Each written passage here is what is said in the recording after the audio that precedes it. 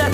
İki sevgim var idi, qəlbi dəsən biri də xəzər. Sizidiz qəlbimə hakim, mənə candan da əziz. Bir-birindən də gözəlsən və təlatümlü dəniz. Bir-birindən ne için səni və sonu da bilmirəm. Ne için səni və sonu da bilmirəm. Bunu da bilmirəm.